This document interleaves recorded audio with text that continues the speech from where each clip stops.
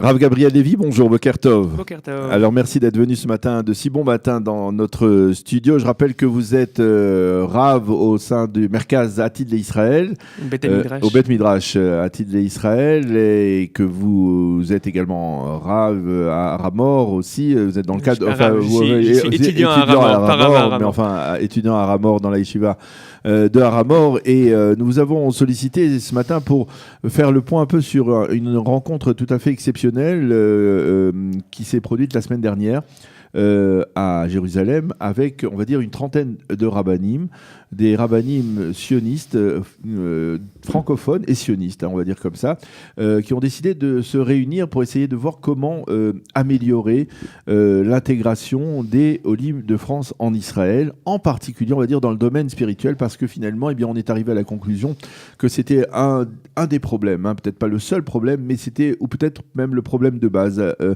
qui entravait une intégration plus facile, plus sereine de la part des Olim de France en Israël. Alors, pourquoi cette réunion et expliquez-nous ce qui s'y est passé.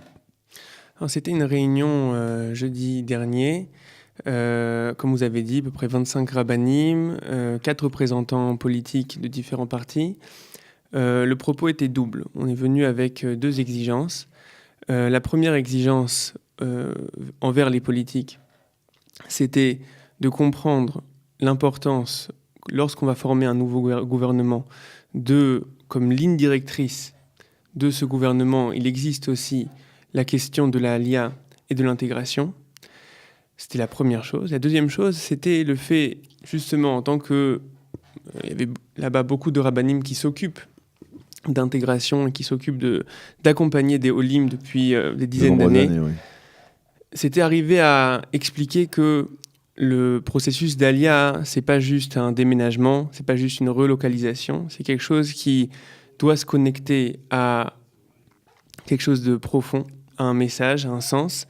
Et donc, il y a besoin d'être accompagné par ce message, par une étude, par une Torah qui arrive à expliquer non seulement dans quelle époque nous nous trouvons et quelle est la signification profonde de cette Aliyah. Alors, je vous pose une question d'emblée. Cette explication, ce message que les rabbinim ont souhaité faire passer, il doit être transmis en Israël lorsque les Olim sont déjà là, ou alors il doit être transmis déjà en France lorsque les Olim préparent, en tout cas les candidats à l'Aliyah préparent leur Aliyah. On aimerait que cet organisme qu'on essaie de monter en ce moment avec le Rav Avraham Deri, avec Ari Abitbol, on aimerait qu'il ait 2 volets, qu'il ait 2 pans, qu'il ait non seulement une capacité à accompagner les gens une fois qu'ils sont ici, à structurer toutes les organisations qui déjà s'occupent de ça au point de vue éducatif et spirituel, les communautés, les yeshivot, les baté midrash, etc. Mais on aimerait aussi avoir un impact sur ce qui se passe en France et faire en sorte que ce message-là, on ne le découvre pas en arrivant en Israël, mais qu'il puisse être un moteur déjà depuis là-bas. Alors, ça n'a échappé à personne. On a vu ces derniers temps, au cours des derniers mois, et c'est probablement également lié à la campagne électorale, une mobilisation aussi de la part du public orthodoxe, de partis orthodoxes comme le parti Chasse qui a fait une forte campagne à ce sujet, en avançant même qu'il réclamerait, c'est Aryeh Deri qui l'a promis, le ministère de l'intégration s'il devait participer à la prochaine coalition gouvernementale. Alors, est-ce que ce sont 2 initiatives totalement séparées ? Est-ce qu'il y a possibilité de travailler ensemble ? Comment vous pouvez vous être lié ou non avec une telle initiative ? Il y a déjà quelque chose qui est très important dans ce qui s'est passé, qui est une espèce de prise de conscience aussi du milieu Haredi et des rabbanim Haredim, de l'importance d'avoir un message d'Aliyah et d'avoir un message pour l'intégration. Et ça, on trouve ça extrêmement positif.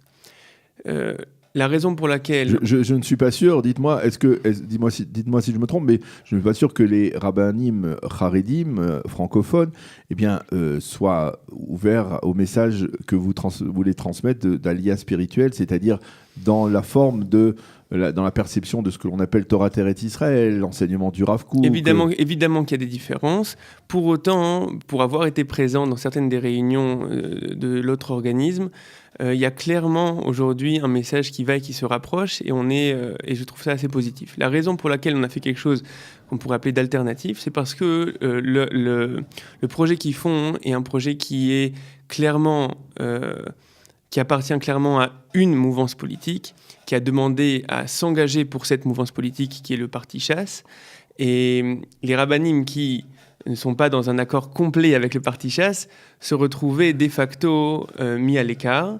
Donc on a dit, on va essayer de faire quelque chose d'alternatif qui ne vient pas contrecarrer ce projet-là, mais qui vient le compléter et qui vient proposer des dizaines d'années d'expérience dans l'intégration de la Aliyah, de ces rabbanim-là que vous connaissez, le Rav Cherki, le Rav Bochko, le Rav Ben Ishai, etc.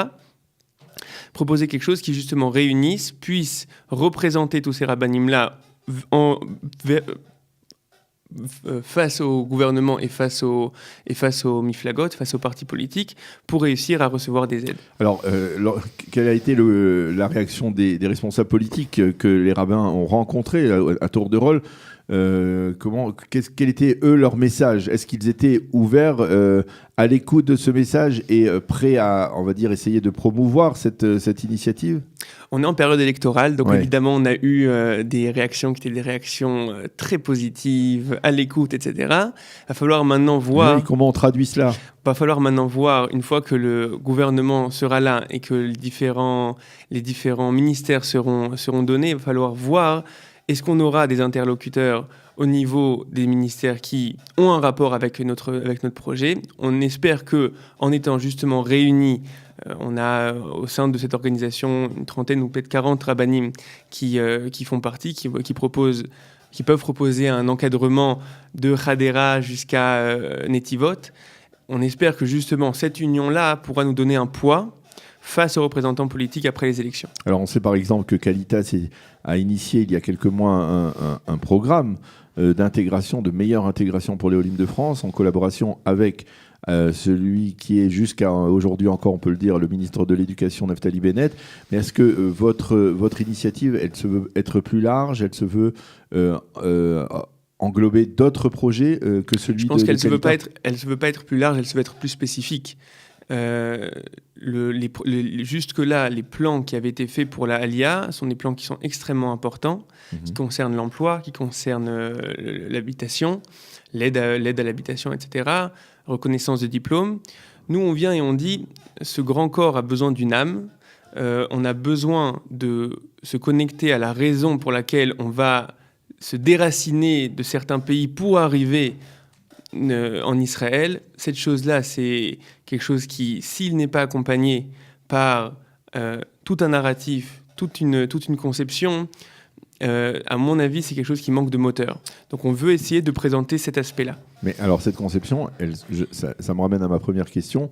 Elle doit se concrétiser plutôt en France, c'est-à-dire lorsque quelqu'un prépare son Aliyah, c'est un peu comme le fait notre ami Shalom Var qui organise un programme d'Aliyah de groupe et qui prépare les Olim dans le cadre de plusieurs séminaires dans l'année qui précède leur Aliyah et qui les prépare, on va dire, spirituellement. Bien sûr, Shalom Var fait un travail admirable, il le fait auprès des familles. Comme j'ai essayé de vous dire, on va essayer de faire en sorte qu'il y ait deux volets à cette chose-là. Accompagner les gens déjà depuis la France, c'est extrêmement important. Les accompagner ici, une fois qu'ils sont là, une fois qu'ils sont face aux difficultés, et donner un moteur, un mouvement à leur réalité ici, c'est aussi tout à fait important. Vous ne pensez pas que c'est-à-dire pour contourner les difficultés ou pour les surmonter, ces difficultés, eh bien, il vaut mieux être, on va dire, blindé sur le plan spirituel au départ et ça facilite l'intégration. C'est pour ça qu'on va essayer d'avoir ces deux volets-là. Alors, Rav Gabriel Lévy, en dehors de cette réunion de la semaine dernière, eh bien, vous êtes Rav et nous sommes à l'occasion à la veille de Shabbat, un Shabbat tout à fait particulier parce que nous sommes dans la paracha de Tazria, certes, c'est une paracha importante aussi, mais on est à la veille de Rosh Chodesh, c'est Rosh Chodesh pendant ce Shabbat, et c'est pas seulement un Rosh Chodesh comme les autres, c'est le Rosh Chodesh, Rosh Rishonu Lechodshei Hashana, c'est le premier Rosh Chodesh de l'année selon la Torah, c'est le Chodesh Nissan, le jour de l'inauguration du Mishkan, tant de manifestations, tant d'événements qui se sont produits pendant cette date. Alors, quel est l'enseignement que vous souhaitez nous transmettre à partir à la veille de cette journée tout à fait particulière?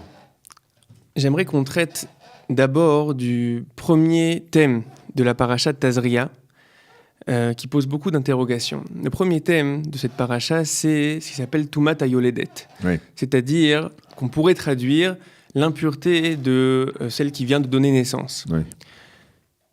Ce premier thème-là pose, à mon sens, deux problématiques. La première problématique, première question, c'est qu'est-ce que cette notion de Touma et de Tahara? Qu'est-ce que cette notion qu'on a l'habitude de traduire comme pureté et impureté? Ça ne fait pas partie de notre boussole morale habituelle, pureté, impureté. On connaît d'autres notions morales, on les vit. Pureté et impureté, Touma et Tahara, on ne sait pas trop ce que ça veut dire. C'est la première question. La deuxième question, c'est que cette réalité-là de Touma, qui a l'air relativement négative, qui demande un processus pour en sortir, la faire peser sur une jeune mère, il y a quelque chose de perturbant là-dedans. A priori, celle qui vient de donner la vie, on n'aimerait pas lui mettre quelque chose qui soit avec quelque chose de péjoratif. Et donc, c'est les deux questions. Et une fois qu'on aura compris ça, je pense qu'il y aura un lien assez clair avec ce que vous avez dit, Parashat HaChodesh, avec ce nouveau mois qui arrive, qui est le mois de Nissan, qui doit être le premier mois. Ok, très bien. La notion de Touma et de Tahara, commençons par là. D'abord, j'aimerais faire une petite parenthèse. Oui. Lorsqu'on est face justement à quelque chose qui a l'air troublant, a l'air un petit peu perturbant dans la Torah, peut y avoir différentes sortes de réactions. On a l'habitude, donc là par exemple, on est clairement face à quelque chose qui est troublant, même dire qu'une jeune mère est une des catégories de l'impureté, il y a quelque chose qui peut un petit peu nous révolter. On a l'habitude de vouloir que le message, nos textes, que la Torah nous caresse dans le sens du poil. On a l'habitude de vouloir entendre ce qu'on sait déjà et entendre ce qu'on ressent déjà. Mon expérience des choses, c'est que justement, dans les moments où il y a une aspérité, où il y a quelque chose qui est un petit peu dérangeant, c'est au contraire une ouverture. C'est ce qui peut nous permettre de grandir, d'avoir une conception qui est un petit peu plus complexe que ce qu'on avait jusque-là, et de nous ouvrir face à de nouvelles notions qu'on n'avait pas dans notre boîte à outils jusque-là. Donc prendre ces questions-là comme des tremplins, comme des invitations à ouvrir le livre et à ouvrir la pensée, et pas les prendre comme quelque chose de révoltant. Alors maintenant, qu'est-ce qu'on y découvre? On y va. Touma et Tahara, pureté et impureté. Premièrement, quand est-ce qu'on le voit, cette chose-là? Le Kuzari, Rabbi Yehuda Halevi fait remarquer que ça a toujours un rapport avec la notion de fin de vie, avec la notion de mort, la notion de Touma et Tahara. La rencontre avec la fin de vie, la rencontre avec la mort est quelque chose qui laisse une impression qui est une impression extrêmement profonde de niveau existentiel. On va faire une petite introduction. Si on regarde notre rencontre avec le monde, on peut séparer notre rencontre avec le monde en deux catégories. Deux voies qui émanent du monde, deux champs lexicaux principaux. La première, on peut dire, c'est que c'est le monde de nature. Un monde qui est déterministe, un monde qui est un enchaînement de causalité, où chaque chose a une cause et aura un effet qui est de l'ordre du déterminisme et de l'ordre de la non-liberté. Chaque chose est finie et définie. Le monde du minéral, le monde du végétal, etc. C'est le premier écho, la première voix qu'on entend dans le monde. La deuxième voix qu'on entend dans le monde, c'est une voix qu'on entend lorsqu'on regarde l'homme. Lorsqu'on regarde l'homme, lorsqu'on est face à la conscience, lorsqu'on est face au sujet, on découvre quelque chose de complètement autre, qui est beaucoup plus difficile à définir. On découvre une vie, on découvre un infini, on découvre la notion de liberté, qui directement... De libre arbitre. De libre arbitre, de liberté, de volonté profonde, on n'est déjà plus dans le domaine du fini, on est dans le domaine de quelque chose qui est difficilement préhensible, dans le domaine de l'infini. La grande question, ça va être comment ces deux éléments-là, comment ces deux champs lexicaux-là vont se faire face et comment on va les structurer. Qui va englober qui et qui va donner le ton. Dans la rencontre avec la fin de vie, dans la rencontre avec la mort, l'impression qui se passe chez l'homme, c'est que fondamentalement, la vie même n'est que déterminisme, la vie même n'est que causalité, la vie même n'est que limite et n'est que fini. C'est ça l'impression, c'est pas juste une conception qui arrive, c'est l'impression profonde qui se passe à ce moment-là. C'est quelque chose qui marque énormément. C'est quelque chose qui peut venir et mettre un point d'interrogation énorme sur tout le ressenti de toutes les façons, nous sommes tous mortels. Nous sommes tous mortels et ça peut mettre un point d'interrogation énorme sur toute la perception qu'on a, qu'il y a quelque chose qui pourrait transcender, qui pourrait donner un sens, quelque chose qui pourrait nous faire une rencontre avec quelque chose de plus infini, de moins défini.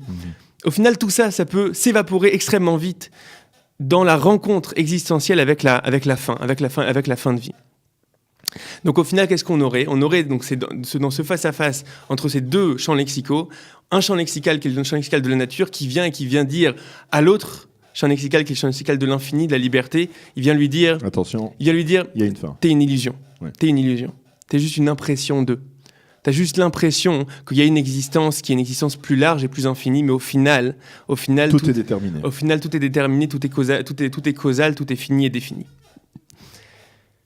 Maintenant, ok, le Rav Shimshon Raphaël Hirsch dit que c'est ça la notion de Touma. Rav Shimshon Raphaël Hirsch, grand auteur du 19e siècle, dit que c'est ça la notion de Touma. La notion de Touma, c'est cette rencontre-là, et cette rencontre-là qui vient nier et qui vient annihiler la liberté même et l'infini même. Maintenant, quel rapport entre ça et une nouvelle naissance ?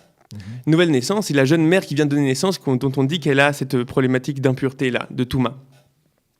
La naissance, a priori, ça devrait être le contact même avec la notion de vie qui est plus large, qui est plus infinie. Ça devrait être exactement ça. Or, la naissance, telle qu'on la connaît, est accompagnée d'énormément de difficultés, de soucis, d'un aspect naturel qui est un aspect qui est extrêmement de douleur, d'une incertitude de vie, en particulier avant les progrès de la médecine.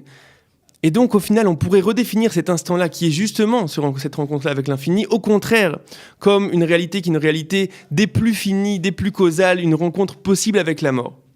Et donc, cette impression-là, on va devoir en sortir. On va avoir tout un processus qui est le processus de Tahara, que la paracha explique. On n'a pas le temps aujourd'hui pour expliquer ce processus-là. Qui va être essayer de sortir de cette impression-là pour à nouveau revenir vers la vie. Alors, pour nous ramener au Rosh Chodesh. On a bien, je crois qu'on a, je pense, effectivement, on est dans la fin de l'hiver, on est dans je vais présenter ça différemment. Il y a une préoccupation importante dans toute la Torah de mettre l'histoire de la sortie d'Égypte, cette histoire, cette genèse de l'histoire du peuple juif, la mettre au centre. La définir ici, par exemple, comme le début du temps. Le début du cycle du temps commence par Chodesh Nissan, qui est ce mois-ci. Ce mois-ci, ce qu'il vient dire, c'est exactement ce dont on a parlé. C'est le fait de dire qu'on a ces deux éléments-là. L'élément du fini et l'élément de l'infini. L'élément du déterminisme et l'élément de la liberté. Ce que la sortie d'Égypte vient dire, c'est le fait de dire que le monde de nature provient d'un monde de liberté. Il y a dans la sortie d'Égypte une rencontre avec une volonté qui vient et qui dirige le monde. Une volonté qui vient et qui peut même briser la nature. Une vérité qui vient et qui vient d'un coup donner un sens à ce monde qui jusque-là était muet. Et donc, au final, ce qu'on vient dire, si on peut parler en théorie des ensembles en mathématiques, on vient dire que le monde de nature appartient à une réalité qui est plus grande, qui est une réalité infinie et qui a un sens. Et donc, justement, le fait de commencer notre temps par ça, c'est justement le message juif, qui est le message qui vient donner un sens à cette réalité de limite et dire tout ça appartient à quelque chose qui est au-delà de la limite. Eh bien, merci beaucoup. Merci beaucoup. C'était absolument intéressant et merci beaucoup de l'avoir fait dans les limites des temps, puisque nous sommes dans quelques secondes en direct sur Radio J également pour la revue de la presse et des médias. Merci encore à Gabriel Lévy, Shabbat Shalom et Chodesh Tov. Chodesh Tov, Chodesh Tov.